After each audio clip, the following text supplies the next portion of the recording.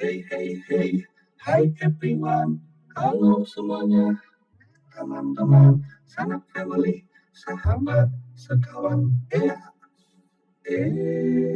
ah, eh, eh.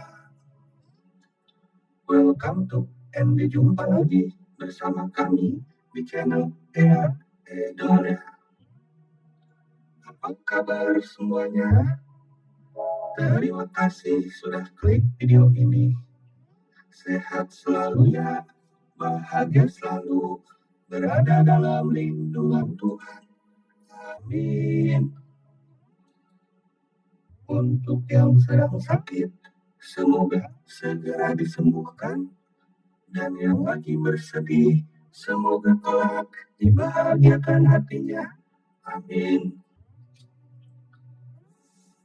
Di kesempatan kali ini, seperti biasa, saya akan dan selalu bercerita dengan tema horor, yaitu seseorang yang awalnya ingin healing malah jadi ketakutan. Kita sebut namanya Ratna. Ratna menceritakan pengalaman yang menghantuinya. Pengalaman itu terjadi di Villa Senja, sebuah tempat yang seharusnya menjadi pelarian atau tempat liburannya, malah menjadi sumber mimpi buruk yang tak berujung. Di tahun 2018, Ratna dan 4 sahabatnya yang bernama Lintang, Bayu, Sekar, dan Arya memutuskan untuk menghabiskan liburan akhir pekan di daerah puncak. Mereka sudah lelah dengan rutinitas kuliah yang mencekik, jadi butuh udara segar yang jauh dari kebisingan kota. Kali itu mereka mencari villa yang terpencil yang menawarkan ketenangan dan privasi. Lintang, sahabatnya Ratna yang paling banyak akal, menemukan villa Senja melalui sebuah forum online. Foto-fotonya tampak menjanjikan. Villa tua bergaya kolonial Belanda, dikelilingi kebun teh yang luas dengan pemandangan gunung yang memukau. Harganya pun relatif murah, jauh di bawah rata-rata villa lain di kawasan itu. Cocok banget ini, Rat. Jauh dari keramaian, adem, dan kayaknya asik buat ngabisin waktu, kata Lintang dengan penuh semangat. Tapi kok sepi ya, jarang ada ulasan tentang villa ini, sahut Sekar yang selalu berhati-hati. Justru itu bagusnya, kita bebas melakukan apa saja tanpa khawatir mengganggu orang lain, jawab si Lintang. Akhirnya mereka sepakat untuk menyewa villa Senja selama 3 hari 2 malam. Mereka tidak terlalu memperdulikan kesan sepi yang dirasakan oleh Sekar. Mereka terlalu bersemangat untuk memulai petualangannya. Perjalanan menuju Villa Senja memakan waktu sekitar 4 jam dari Jakarta. Jalanan yang berkelok-kelok dan menanjak membuat perutnya sedikit mual. Tapi pemandangan di sepanjang jalan yang cukup menghibur. Kebun teh yang hijau membentang luas, diselimuti kabut tipis, menciptakan suasana yang magis. Semakin mendekati villa, suasana pun semakin sunyi. Rumah-rumah penduduk semakin jarang terlihat, digantikan oleh pepohonan tinggi yang menjulang ke langit. Lalu Ratna memulai merasakan firasatnya yang buruk, tapi dia berusaha menepisnya. Udah deket nih guys, siap-siap buat menikmati liburan. Seru Arya dari belakang kemudi, mencoba membangkitkan semuanya. Semangat. Akhirnya mereka sampai di depan gerbang Bisak Besi Villa Senja. Gerbang itu tampak berkarat dan usang, dengan cat yang mengelupas di sebelah sananya dan di sebelah sini di setiap sudutnya. Sebuah plang nama yang hampir tak terbaca pun tergantung di atasnya. Lumayan juga ya, Rat. Kayak villa hantu, celetupnya Bayu sambil tertawa. Wes, jangan ngomong gitu, Bay. Nanti beneran ada hantu. Balas Sekar menjawab dengan nada khawatir. Lintang membuka gerbang besi yang berat itu dengan susah payah. Mereka melaju masuk ke dalam halaman villa yang luas. Villa Senja berdiri megah di tengah kebun teh, tampak angker dan misterius. Bangunan villa itu memang indah, tapi ada sesuatu yang aneh tentangnya. Cat putihnya tampak kusam dan bernoda. Jendela-jendelanya pun tertutup rapat dengan tirai yang lusuh. Dan halaman depannya pun ditumbuhi rumput liar yang tinggi. Villa itu seolah menyimpan banyak rahasia kelam.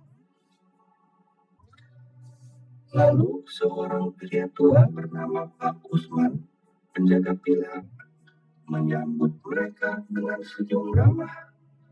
Beliau adalah satu-satunya orang yang tinggal di sekitar villa. Selamat datang di Villa Senja, Nona dan Tuan, kata Pak Usman dengan suara serak. Semoga kalian betah di sini ya, katanya. Pak Usman menunjukkan semua orang ke dalam villa.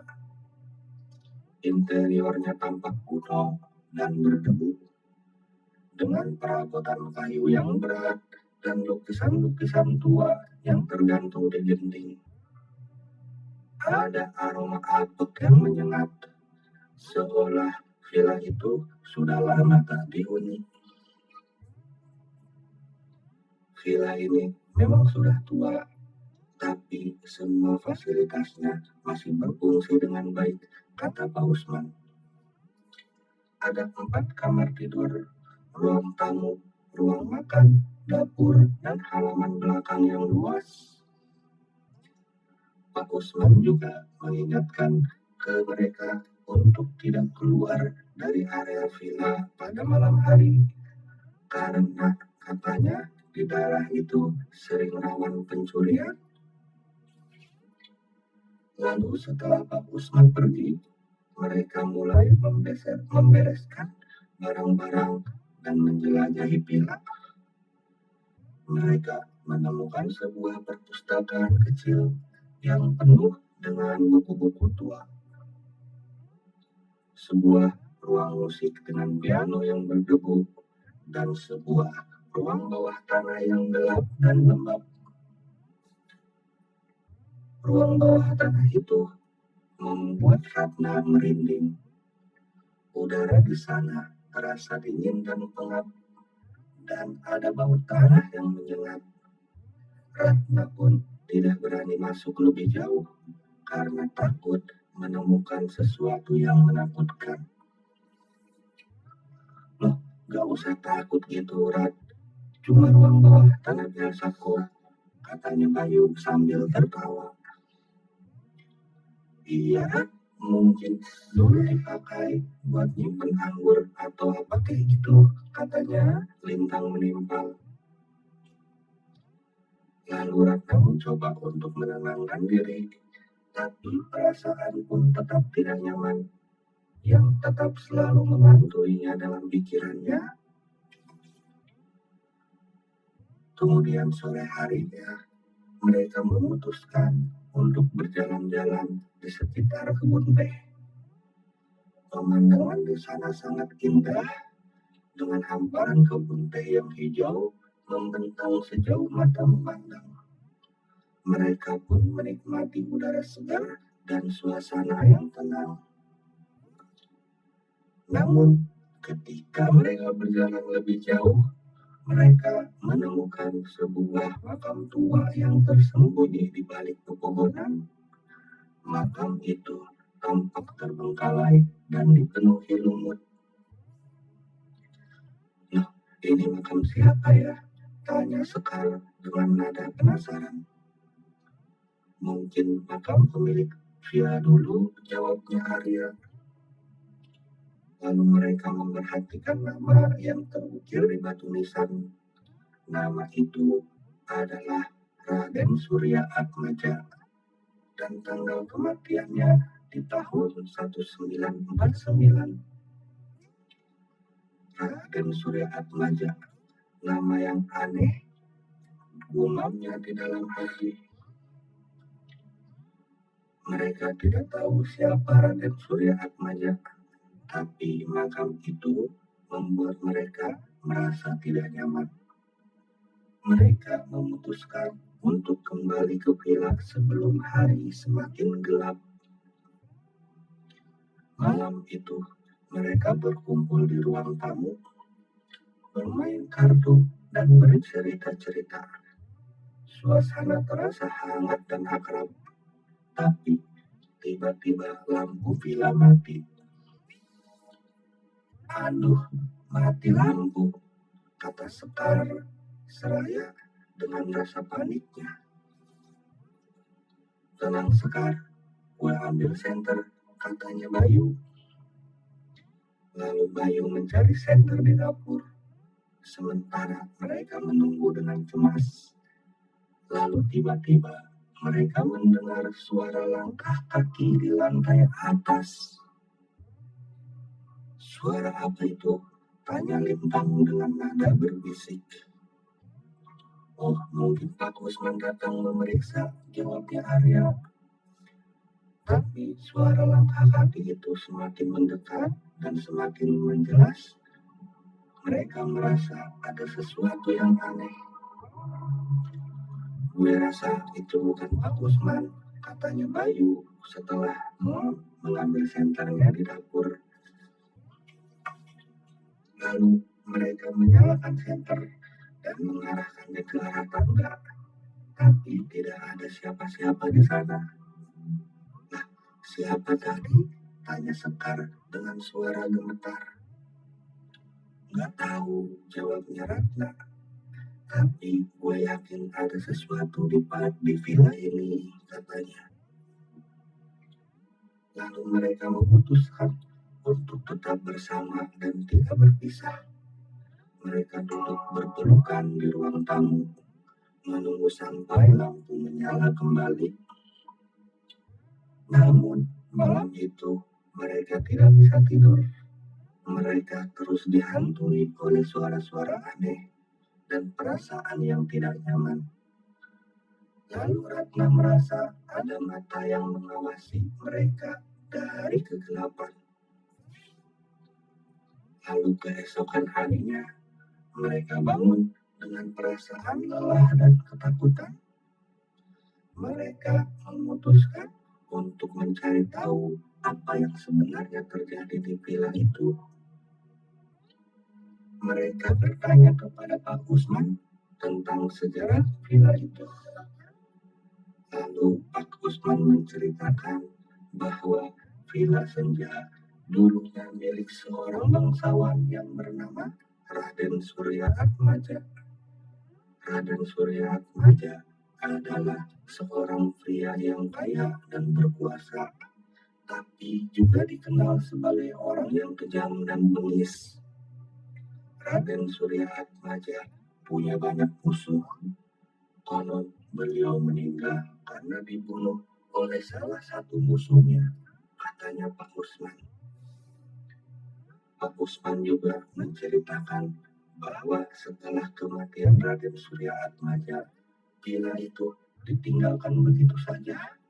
Banyak orang yang mencoba tinggal di villa itu, tapi semuanya selalu mengalami kejadian aneh dan lalu akhirnya pun pergi. Villa ini memang angker, nona tuan, kata Pak Usman. Banyak orang bilang kalau arwah Pak Raden Surya Atmaja masih menghantui villa ini. Waduh, kami pun terkejut, katanya Pak Usman. Kami tidak menyangka bahwa villa yang kami sewa ternyata memiliki sejarah kelam, katanya Ratna dan kawan-kawan. Lalu terus, suara langkah yang kami dengar semalam itu apa? Tanya Lintang. Oh, mungkin itu arwah Raden Surya Atmaja, jawabnya Pak Usman. Beliau memang mungkin tidak senang ada orang asing yang tinggal di villa ini, katanya. Lalu setelah mendengar cerita Pak Usman, mereka semakin ketakutan. Mereka memutuskan untuk meninggalkan villa senja secepatnya. Mereka membereskan barang-barang mereka dan bersiap untuk pergi. Tapi sebelum mereka pergi, Ratna memutuskan untuk melihat ruang bawah tanah sekali lagi. Ratna ingin tahu apa yang sebenarnya ada di sana. Dia memberanikan diri untuk turun ke ruang bawah tanah. Udara di sana terasa semakin dingin dan pengap. Lalu dia menyalakan senter dan mengarahkannya ke sekeliling ruangan. Ruang bawah tanah itu penuh dengan barang-barang tua yang berdebu. Ada peti-peti kayu yang tertutup rapat, lemari-lemari tua yang berkarat, tumpukan buku-buku tua yang lapuk. Lalu Ratna berjalan lebih jauh ke dalam ruangan, sampai akhirnya dia menemukan sebuah lukisan tua yang tersembunyi di balik tumpukan buku. Lukisan itu menggambarkan seorang pria dengan wajah yang garang dan mata yang tajam. Ratna terkejut ketika menyadari bahwa pria dalam lukisan itu adalah Raden Surya Atmaja. Tiba-tiba Ratna merasakan sesuatu yang aneh. Dia merasa ada yang mengawasinya dari belakang. Dia menoleh dan melihat sosok pria yang berjubah hitam berdiri di ambang pintu ruang bawah tanah. Sosok itu tampak buram dan tidak jelas, tapi Ratna bisa merasakan aura jahat yang memancar darinya. Ratna menjerit ketakutan dan berlari keluar ke ruang bawah tanah dari ruang bawah tanah. Ratna berlari secepat mungkin menuju ruang tamu, tempat teman-temannya sedang menunggu. Ratna, ada apa? Tanya Lintang panik melihat wajahnya Ratna yang pucat. Lalu ada hantu, jawabnya Ratna terbata-bata. Saya lihat arwah Raden Surya Atmaja di ruang bawah tanah, katanya Ratna. Teman-temannya pun terkejut mendengar cerita itu. Lalu mereka segera keluar dari villa dan melaju pergi secepat mungkin. Mereka tidak pernah kembali ke villa itu. Pengalamannya itu menghantuinya sampai saat ini. Ratna masih sering bermimpi tentang arwah Raden Surya Atmaja dan ruang bawah tanah yang gelap dan lembab itu. Ratna tidak tahu apa yang sebenarnya terjadi di villa senja. Tapi Ratna yakin bahwa villa itu memang angker dan dihantui oleh arwah Raden Surya Atmaja. Villa senja tetap menjadi misterius yang belum terpecahkan. Sebuah tempat yang seharusnya menjadi pelarian atau healing malah menjadi sumber mimpi buruk yang tak berujung bagi Ratna dan teman-temannya. Baiklah, cukup sekian. Dia bercerita, mari ambil pelajarannya. Semoga kelak bisa bermanfaat untuk teman-teman, sanak family, sahabat, sekawan Ea, juga semuanya. Amin. Mohon maaf bila ada kurang atau salah, dan terima kasih ya atas perhatiannya. Jangan lupa nantikan lagi video kami selanjutnya. Sampai jumpa and goodbye. Nice to meet you. Ea, Ea.